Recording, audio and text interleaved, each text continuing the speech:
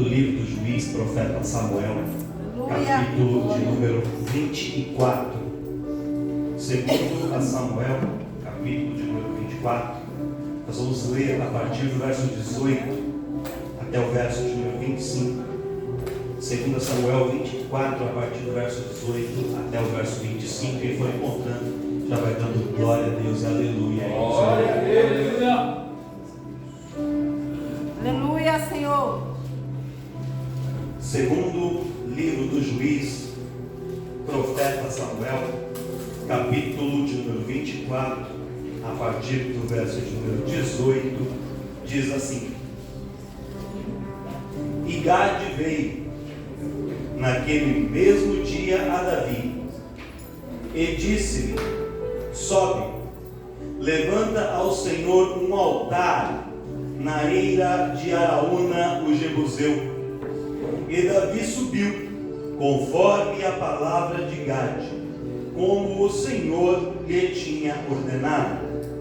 E olhou Araúna, e viu que vinham para ele o rei e os seus servos. Saiu, pois, Araúna, e inclinou-se diante do rei com o rosto em terra. E disse Araúna: Por que vem o rei, meu senhor, ao seu servo? E disse Davi: Para comprar de ti esta eira, a fim de edificar nela um altar ao Senhor, para que este castigo cesse de sobre o povo.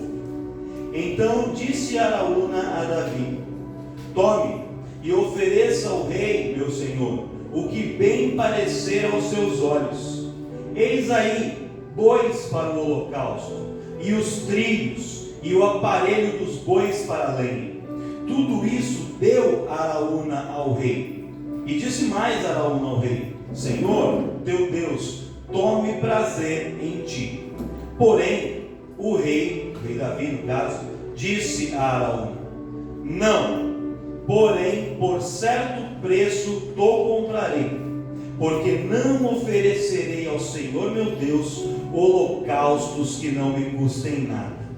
Assim, Davi comprou a eira e os bois por 50 ciclos de prata, e edificou ali Davi ao Senhor um altar, e ofereceu holocaustos e ofertas pacíficas, e assim o Senhor se aplacou para com a terra, e cessou aquele castigo de sobre Israel. Amém?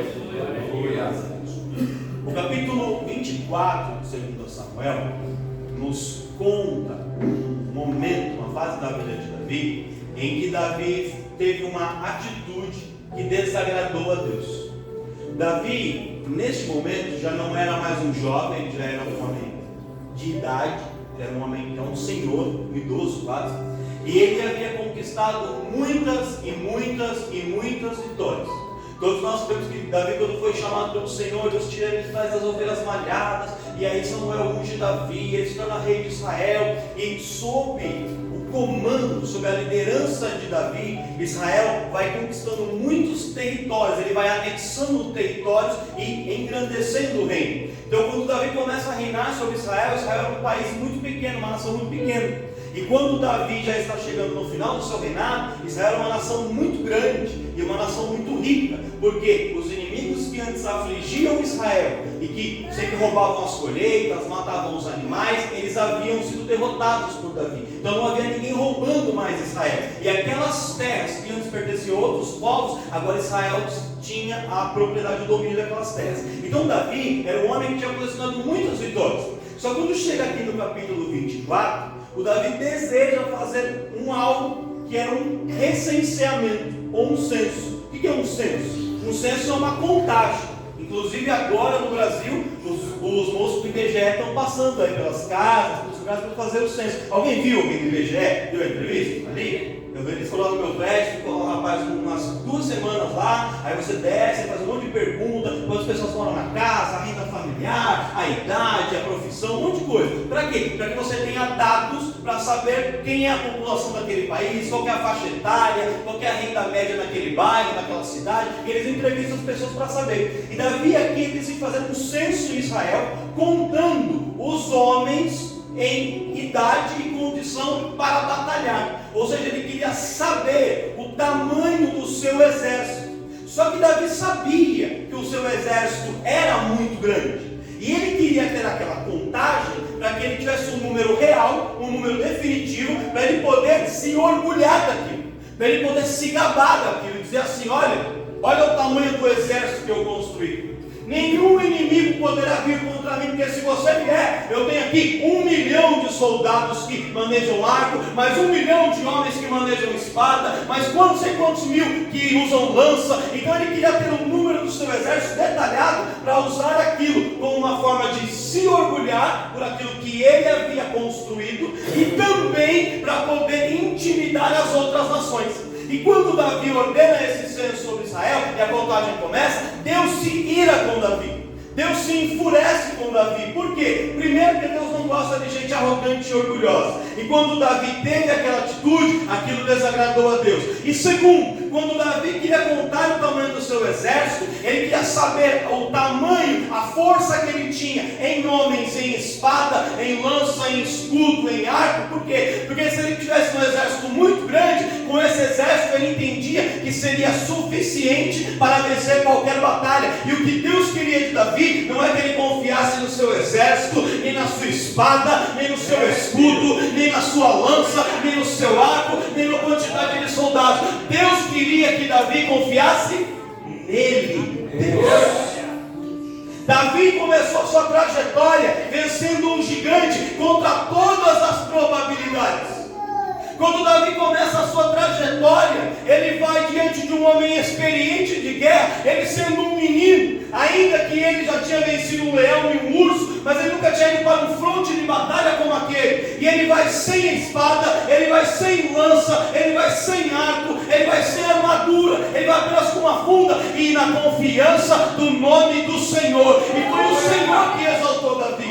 Se Davi se tornou o que se tornou, não é porque ele tinha um exército grandioso, não é porque ele tinha uma espada poderosa, não é porque ele sabia manejar bem o instrumento. Se Davi chegou aonde chegou, foi porque Deus o escolheu, o separou, o selecionou, e o exaltou e o colocou lá. E agora que ele chegou lá, ele começa a olhar para aquilo que ele conquistou e começa a tirar os olhos do Senhor. Começa a colocar os olhos na sua força, na sua riqueza, no seu dinheiro, no seu poder, no seu exército. Eu queria que você me ajudasse a pregar nessa noite. Olha para um irmão, para uma irmã, olha para um crente do seu lado e fala assim: ô Davi, não tira os olhos do Senhor, não. Foi Ele que te escolheu, foi Ele que te levantou, foi Ele que te exaltou. Você acha que você casou com essa mulher, que você é o mais bonito do lugar? Não. Foi Deus que preparou para você. Foi ou não foi, pastor? Não tem dúvida, né? Olha lá a bênção que Deus preparou. É Deus. É Deus. Glória a Deus. Você acha que você sai da sua casa e vai para o seu trabalho, entra ali na empresa, trabalha o dia todo e volta, e quando há milhões de pessoas desempregadas, os números são contraditórios, mas alguns falam em 30 milhões, outros falam em 16 milhões de desempregados. Nós temos um grupo de desalentados. Os desalentados são as pessoas que estão desempregadas há tanto tempo, já cansaram de procurar, nem procura mais, já desistiram, já jogaram a toalha. E por que você acha que você tem uma porta de emprego? Só porque você é mais inteligente? Será que é só porque o seu currículo é melhor? Será que é só porque você é mais bonito é melhor? Não, a porta que tem aberta diante de você foi Deus que abriu, foi Deus que colocou a chave, Ele abriu e Ele colocou lá, e é por isso que você passou por ela. Porque com certeza, irmão, na empresa onde eu trabalho, onde você trabalha, se você entrasse no RH agora e você olhasse o currículo das pessoas pedindo vaga lá, tem currículos melhores que os seus, pessoa mais capacitada, mais preparada, mas Deus escolheu a mim, Ele escolheu você, Ele nos chamou e Ele nos colocou ali. Você acha que a gente vem aqui na igreja cantar ou pregar porque a gente é alguma coisa? É Deus quem nos escolhe. É Deus quem nos capacita. Tudo o que temos, tudo o que somos, tudo que conseguimos e construímos é porque Deus nos fez chegar aonde. Glória a Deus. E quando a gente entender isso, irmãos, quando a gente entender que nós somos totalmente dependentes de Deus o tempo todo, para todas as coisas, como foi mencionado aqui pela Anete durante a questão do culto, você tem que ofertar, porque de você, respirar e ter o fôlego de vida, isso é um privilégio de Deus. Glória a Jesus. Davi por muito tempo entendeu isso e viveu assim. Só que em determinado momento Davi, ele perde o foco. E quando ele perde o foco, ele começa a olhar para o que ele tinha construído. E ele tira os olhos de Deus. E aí Deus se ira com ele, pastor. E aí Deus falou assim: Davi, você é o líder desse povo. E você errou.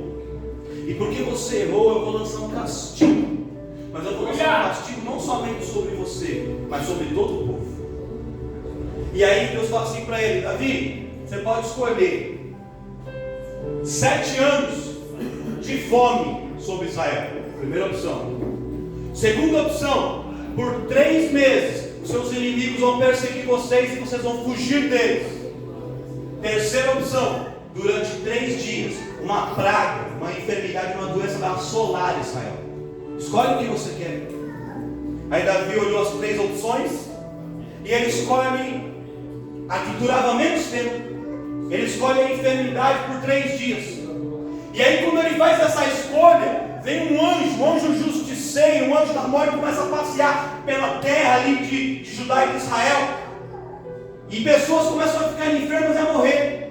E quando Davi vê a consequência daquilo, ele vê na prática o que está acontecendo, o coração de Davi se entristece e verdadeiramente se arrepende, porque Davi entende que às vezes os nossos erros não prejudicam só a gente, afetam outras pessoas. Glória a Deus. Às vezes, irmãos, as falhas que a gente comete não prejudicam só a gente, Meu Deus. prejudica outras pessoas.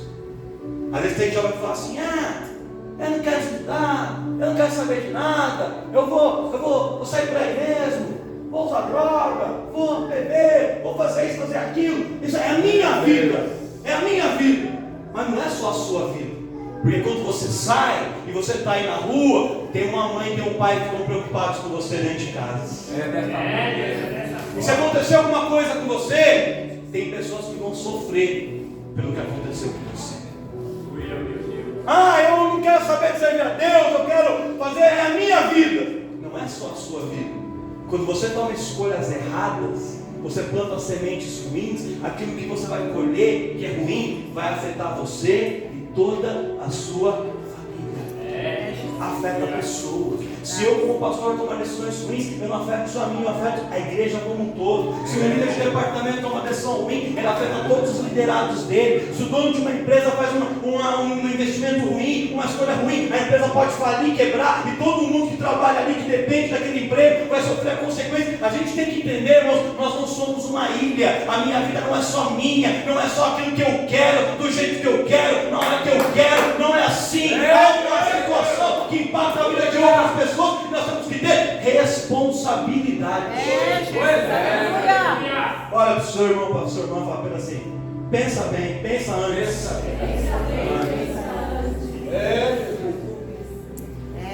Oh, aleluia. Glória a Deus. Quando Davi vê a consequência daquilo que ele fez, irmãos, ele fica tão triste. E ele vai orar a Deus e fala: Deus, eu errei, eu pequei, eu não devia ter feito o que eu fiz, mas agora eu estou vendo tantas pessoas sofrerem por aquilo que eu fiz, e isso também não está certo. Eu quero que o Senhor pese a mão sobre mim, mas não sobre o povo. E aí quando ele clama a Deus, Deus envia um profeta para falar com ele. O profeta Gade vai até o encontro de Davi. Quem acredita que Deus ainda usa profetas?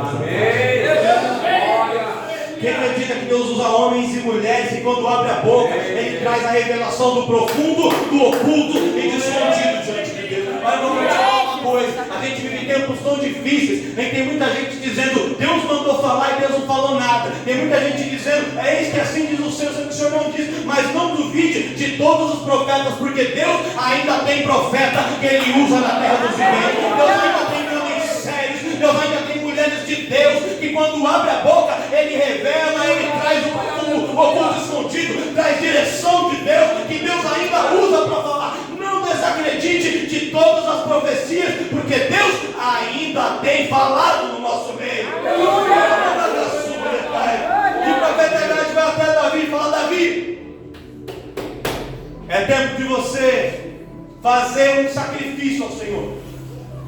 Faça um sacrifício para que Deus entre com providência nessa situação.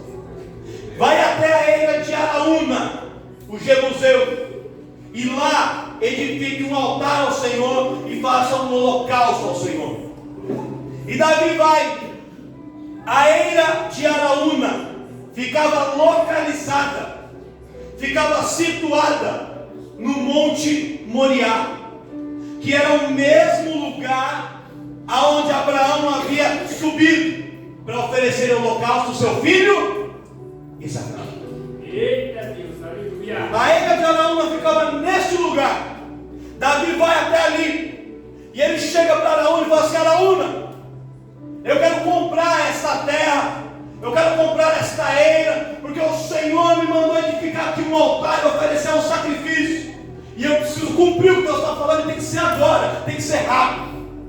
Aí o Araúna, como era um homem simples, um servo do rei Davi e um admirador de Davi, ele fala assim: não, Davi, não se preocupa, fica tranquilo, pode pegar a terra para você, olha, pega aqui todos os animais que eu tenho, é tudo seu. Usa aqui os madeiramentos, os trilhos, as cangas dos animais, usa isso para fazer lenha, para queimar o holocausto, pode fazer e fica tranquilo, é tudo seu, eu te dou. Meu Deus. Quando ele fala isso, irmãos, sabe o que eu fico pensando? Que se fosse a maior parte de nós, ia dizer assim: que bênção, Deus está no negócio. Eu achei que ia ser tão difícil, mas foi fácil, foi bom. Eu pequei ali, aí Deus manda o castigo, que nem foi sobre mim, foi sobre os outros. Aí quando eu vou pedir perdão, o cara me dá tudo, é só eu pegar, acender aqui o isqueiro aqui, botar fogo, e está tudo resolvido, olha que fácil. Só que Davi entendia algo, no reino espiritual e na vida, irmãos, aquilo que não custa nada, não vale nada. Meu Deus, fala aí, você ensina, Pai. A gente só dá valor, irmãos, para aquilo que custa. A gente só dá valor para aquilo que tem um alto preço. A gente só dá valor para aquilo que foi difícil, que foi suado para conseguir. Aquilo que vem fácil, aquilo que está à disposição, a gente não dá o mesmo valor. Não dá. Não dá. Então Davi, entendendo essa lógica, falou assim: não, Araúna, não pode ser assim. Eu jamais daria a Deus um sacrifício que não me custou nada. Eita Jesus. Eu vou te pagar, e vou pagar o preço que vale. Se bobear, vou pagar até mais do que vale, porque para o meu Senhor tem que ser o melhor.